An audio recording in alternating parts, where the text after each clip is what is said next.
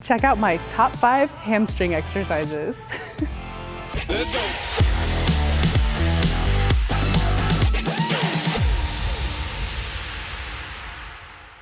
Hey guys, it's Erin Stern and I'm at the Criticalbench compound. Today we're going through my top 5 favorite hamstring exercises. The first exercise is a B stance RDL. It's also known as a kickstand RDL.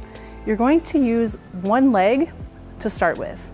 And in starting with that one leg, I want you to start with your non-dominant side and let that dictate the number of reps you're doing on the dominant side. Foot placement is one foot is flat on the ground, and then you'll have the ball of your foot next to the arch of your standing foot. You're gonna keep your back nice and flat, and you'll have a soft knee. You don't want it to be locked out, but you also don't want it to be bent. Now, as you go through the exercise, you'll be holding 2 dumbbells. I want you to think about keeping your shoulders and your hips square to the ground. With any single leg or unilateral exercise, there's a tendency to shift the hips and shift the shoulders. I want you to be hyper aware of your body at all times. Slowly lower the dumbbells to the floor, give a small pause just above the ground, and come back up.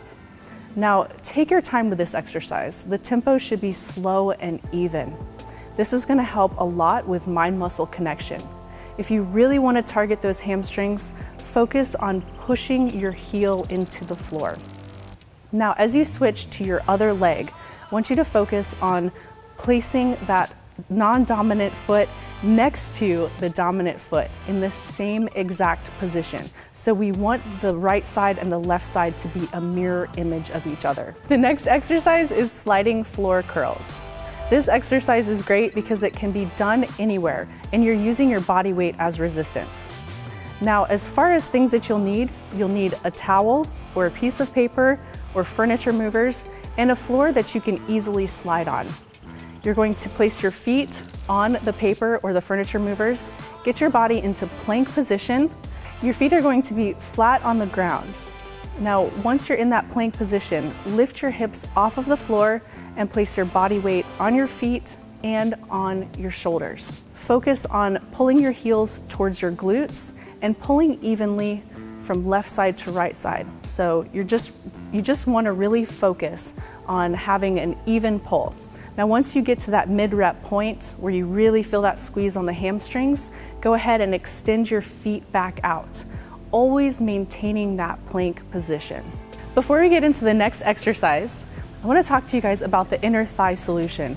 This is great if you're looking to take your training to the next level. It has coaching and follow along instructions. You can do this at the gym or at home, and it only takes 15 minutes. Check out the pinned comment for more info. Next exercise is the Nordic curl. This exercise is actually the #1 exercise for hamstring hypertrophy. And the good news is that you can do it virtually anywhere. In this setup, we're going to use a barbell, but if you have a heavy piece of furniture or if you have someone to hold your ankles, works just as well. Now, with the setup, you really want to think about having your feet in a dorsiflex position, if possible. Now, when you have your feet in a dorsiflex position, what this is going to do is it's going to take your calves out of the equation. You can also place a towel or a mat underneath your knees. This can really help preserve your knees. Now, keep your body in that flat or plank position and slowly lower yourself down to the ground. Put your hands out in front of you and use your hands as a spot. I want you to think about lowering your body nice and slowly. And as you start to fatigue, it's okay to put your hands out to self-spot and give yourself a little push to bring your body back up to your starting position. With this exercise, we're gonna do it AMRAP style. This is as many reps as possible. And you'll notice as we go through each set, your reps will diminish. This is normal. So in the first set, you may get 9 or 10, then you may get 7, and then you may get 5. Just keep track of that and you will get stronger over time. The next exercise is a hanging dumbbell curl. Now, ideally, you'll have someone who will hand you the dumbbell, but if you don't have that and you have a low bar, you can place the dumbbell on its end on the floor, or you can place it on a bench. I like to use a rather light dumbbell, and you'll be surprised just how hard this exercise is with a 5 or 10 pound dumbbell. So starting with the dumbbell, You'll place the arches of your feet around the dumbbell and squeeze them together. The top of the dumbbell is what's going to hold that dumbbell in place, along with you squeezing it.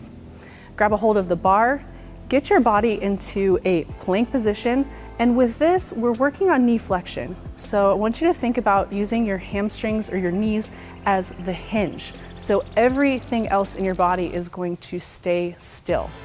And you're going to pull the dumbbell up using both legs and slowly lower it back down. I like to keep constant tension for this exercise too, since we're using light weight. When you lower the dumbbell, don't lower your legs all the way down. Keep that constant tension.